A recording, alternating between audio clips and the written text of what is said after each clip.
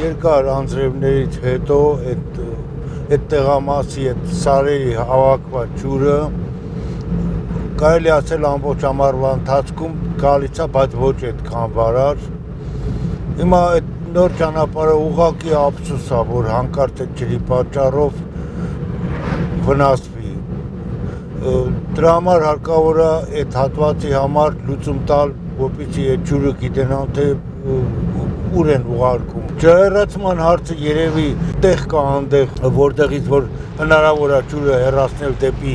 անտառ, բայց բանից պարզվում է, որ այդտեղ ներքևում ապրող կա եւ այդ ջուրը նրան վնաս է տալի։ Իր տանը, այգուն վնաս է տալի այդ հոսող ջուրը։ Հիմա ժամանակավոր արել են այդ ջուրը ասֆալտի վրա, բայց դե ափսոս է, նորից եմ ասում, որ այդ ասֆալտը հանկարծ փչանա։ Իհարկե մտահոգված ենք, որովհետև այսքան տարի մենք նորմալ ճանապարհ չենք ունեցել, հազիվ նորմալ ճանապարհ ունենք, հիմա ջուրը մտել է մեջը, ինձ թվում է կվնասի